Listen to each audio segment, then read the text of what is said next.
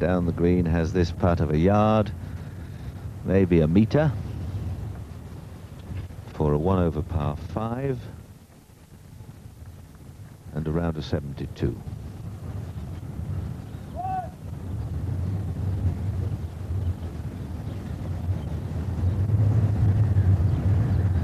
Oh, sad end for Jacqueline. 6 at the last off a pretty good drive. The defending champion finishes miserably with a 6 and around a 73. Sandy Lyle. And Lyle's hit an enormous drive here, 280 yards, only leaving him 180 to go to the pin, but his ball is sitting in a very fluffy lie. It's right down. He's definitely going to get a flyer here. In that case, he needs to be careful of the out of bounds at the back of the green. He's hitting a 7-iron. It might have even been an 8, and he's carried it right at the flag. Is it enough? Will it be in the bunker? And he's just tiptoed by the edge of the bunker and stays up on top of the green, and he's done well to get it there.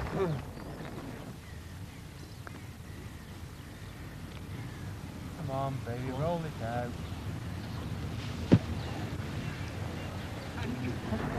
So Sandy Lyle, after leaving his first shot from the edge of the green, well short.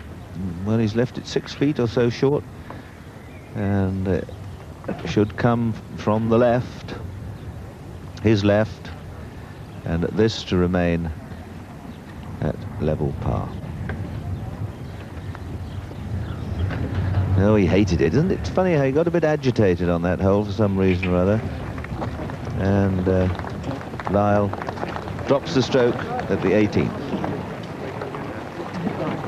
And this could be the sensation of the opening day of the Sun Alliance PGA Championship. David Thorp, 3 under par.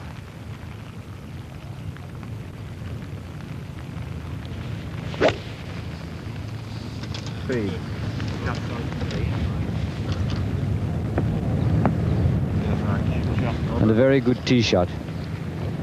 And unfortunately for young David Thorp, he missed a putt at the last hole when he was 4 under par and a clear leader by 3 strokes. But now he still leads by 2 from Mark James and Seve Ballesteros.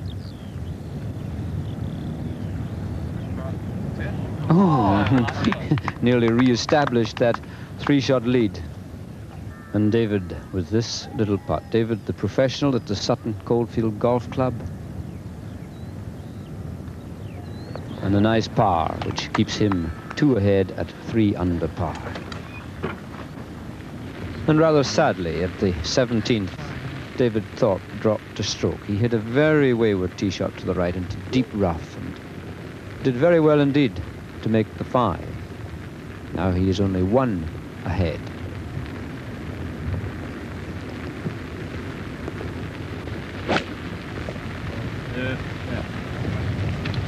Well, he certainly didn't push that one to the right. That seems to me to be perfectly straight. And so it is. A beautiful tee shot at the closing hole. And a nice 4 at this final hole would do David Thorp the world of good. A round of 68, a 1-shot lead, and then a hot bath.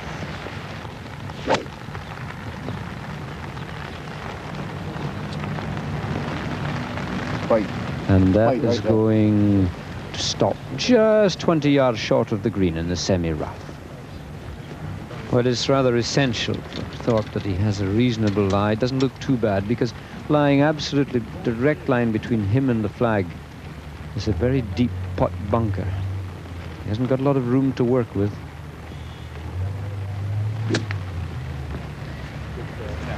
And he's played it really very well indeed under the circumstances. Well, would you believe that some 7 hours have gone by since Mark James put his card in, and 5 hours since Seve Ballesteros did his 69. And here, in this terrible weather, this young man with a putt to lead them by 1 stroke. A swing of about a foot from the right.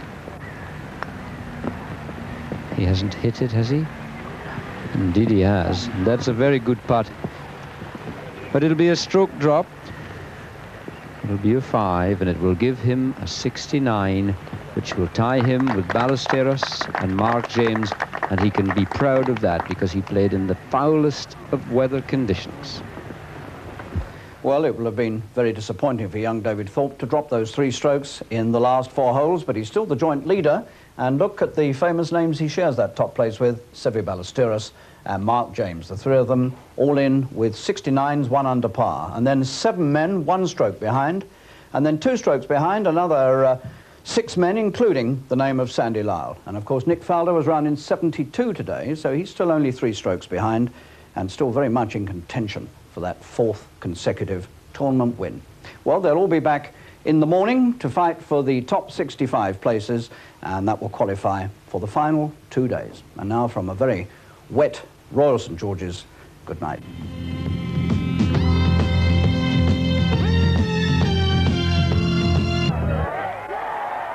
And he walked after it. He knew it all the way. So with that...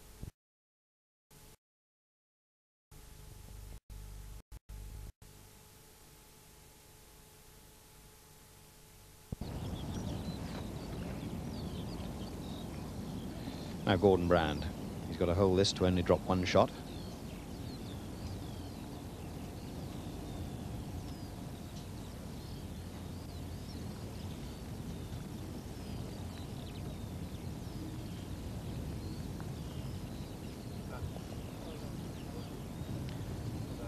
Moves to 6 over.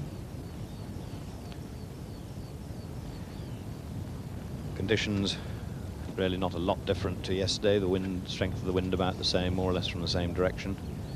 And if the scores are roughly similar, a figure of about 146 will be the qualifying mark, a pair of 73s. Des Smith has this to stay at 1 under.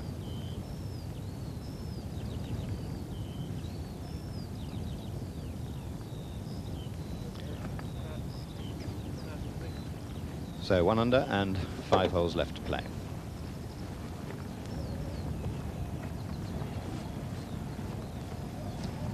And over they go to the 14th tee, hard alongside the Prince's Golf Club. And it's a monster hole, this one, 508 yards and heavy going all the way. 14th with the canal running across. There's Prince's Clubhouse in the background. Always a friendly welcome awaits you there. A scene of my last tournament victory. The Piccadilly Medal way back in 1969. Happy days, the sun shone all the time then. Here's Des Smith. Playing very well indeed. Conditions not bad early on, but there's a bit of drizzle about now and cold, and well, it wouldn't be bad for a November day.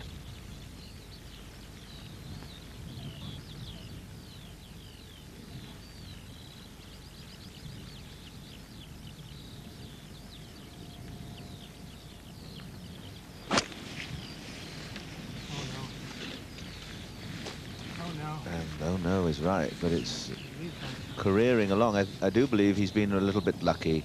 He may be where the spectators have been tramping along, and it may not be lying too badly. But that was a bit of a hooker. Now Howard Clark, out of bounds all the way up the right-hand side of this fairway, and the stream, the canal, cuts across some that ridge way up in the distance, still some distance from the green. This is Clark, though, from Leeds.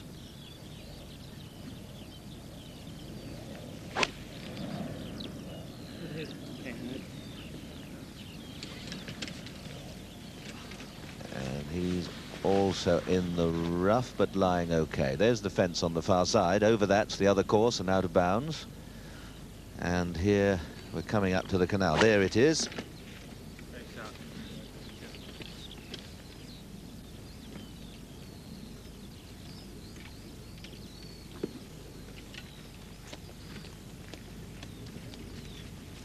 And Gordon Brand's drive is okay. That's the canal, Suez as it's known, 164 or 5 yards from the front of the green.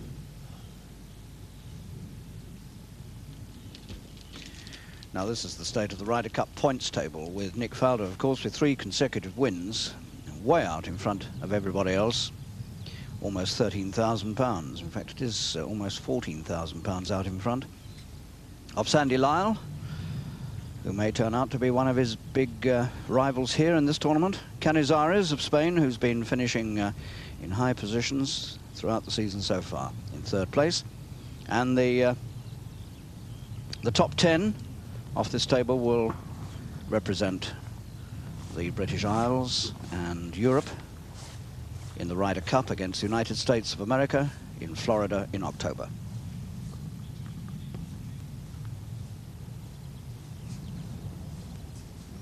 And that's how they stand. There's Smith on the right there under the umbrella, walking down the 14th hole, 1 under. David Thorp, what a good effort from him yesterday. At the end of the day, the weather really was foul, and the extraordinary thing about our British climate is that just a few miles away at Broadstairs, they didn't have a drop of rain all day, and I was talking to a chum of mine last night who had a game of golf at Rye yesterday, and they played in shirt sleeves, practically. So it really is extraordinary that 8 or 9 miles either side of us yesterday, they had pretty good weather, whilst we were, and the players particularly, were suffering a miserable golfing day.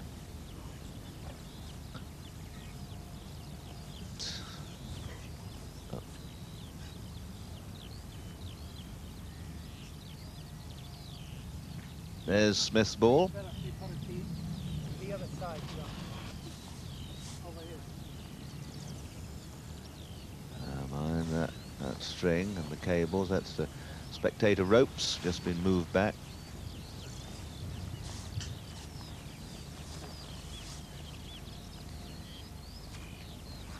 Well, I don't think he'll have much choice here. He'll crack it up the fairway. I should think well short of the canal. There's no point really in running the risk of trying to get over. It is a par 5, but he is into the wind, and so well, he needs to get as close to the canal as he possibly can. But who knows, he may think, well, I can get it over.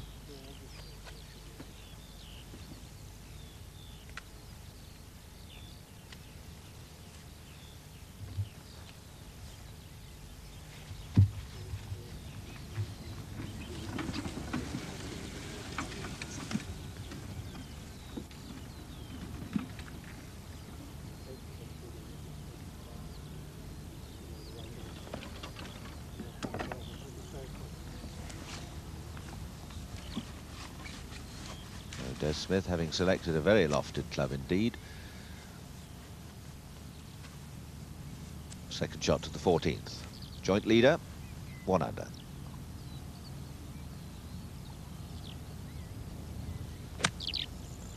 Very willowy body action, Des Smith.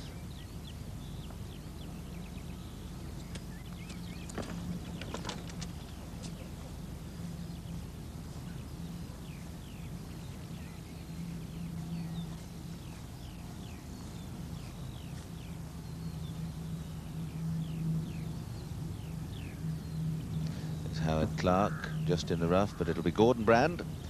Play his second shot. Wooden club.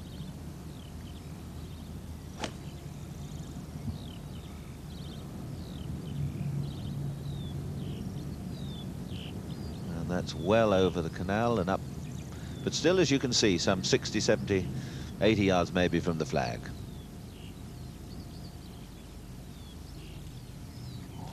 Now Howard Clark, who's swinging and taking things very gently, a little back spasm, and who knows, this may in fact help him, because he's a marvelously talented player.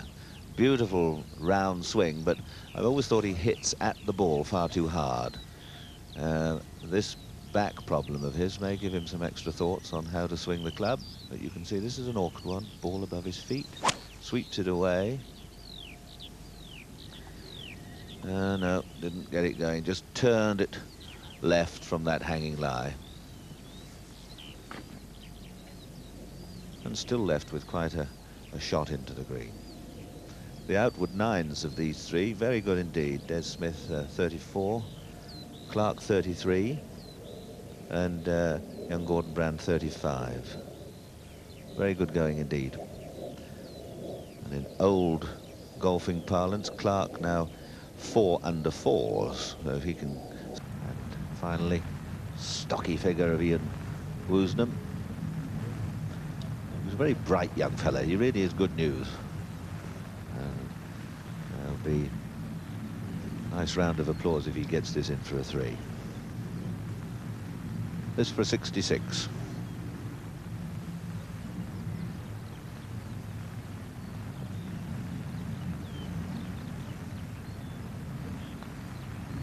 And he just let it go away. That would have been his 7th birdie of the day.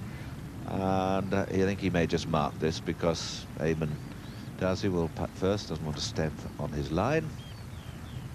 But that's a very good score from young Ian Woosnam, 67. 74 yesterday. Now Darcy for his 70.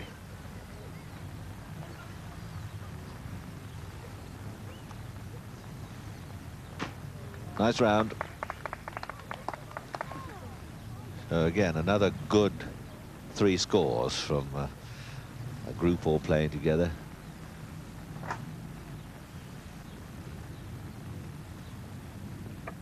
Sandy Lyle is 71, Eamon Darcy is 70, and young Ian Woosnam a 67. Very good playing indeed. Well, that's a fine round by Ian Woosnam, who was 4 over when he started today, and a 67 today. He was out in 34, 1 under par, and then he birdied the 13th, the 15th, and the 16th, but dropped 1 at the 17th. Nevertheless, a marvellous round of 67, and the best round recorded so far in this PGA Championship. And that puts him just 2 strokes behind the leader, Severiano Ballesteros, 1 under yesterday, and who incidentally is teeing off for his 2nd round just about at this very moment, alongside Nick Faldo, who was 2 over yesterday, and Brian Barnes, who was one of those people on level par. So they don't come within range of our cameras until they get to the 12th or 13th, so sometime yet, but obviously later in the day we're going to have a real old battle for that top of the leaderboard position, and these are some of the men who will be involved, and well, we look forward to a good afternoon's golf. Mark James incidentally dropped away a little bit, was the first green, having played the first hole, and the news is very interesting. Faldo in fact got a birdie 3, and Ballesteros was 1 over with a 5, and so Ballesteros, having played just 1 hole of his 2nd round, drops back to level par and is now joint leader with Des Smith, Bill Longmuir and Paul Way. And Nick Faldo has pulled up a shot to be 1 over par, only 1 off the lead. So what an interesting start to the afternoon. Sandy Lyle in this morning, 2 over par, and played a pretty good round, except that he came to grief a little bit at the 13th, where he lost his drive and had to go back and play another and recorded a 6. Mark James has slipped away, was 1 under, and out on the course at the moment, has dropped 3 strokes already. Now we're going out to the 14th, where David Thorp is playing, one of the overnight leaders, and I'm afraid he's dropped 5 strokes already today, and he's currently 4 over. Your commentator is Bruce Critchley. And here is David Thorp, his 2nd shot from the left-hand rough, par 5, 508 yards into the wind, so out of range in 2.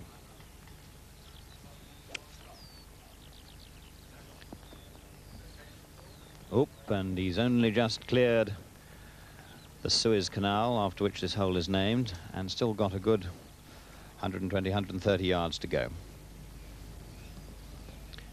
And here is the view of the hole of the 14th from behind the green. And this match is with David Thorpe, Brian Lewis and David Edwards. Thorpe had a very good 69 yesterday, tied for the lead at 1 under par, but he's let it slip just in the last half hour to an hour or so. He was out in 37, a couple over par, and has dropped 3 more shots in the last 4 holes. Now to bring you up to date with scores recorded in the first 2 rounds, 1st round, 2nd round, and the total for 2 rounds. And we think there's a cut-off today, because the people who come back tomorrow and Monday are those who finished today 65th, up to 65th place, and those tying on 65th. And we rather, when I say we, Peter Ellis rather feels that the cut-off will come somewhere around 150. So Looks as though Andrew Dodman on 150 will just about make the cut if we're right about that. John Fields of America fallen away badly today. Had a 70 yesterday, 79 today. 17th green, and Eddie Polland, a jovial Ulsterman.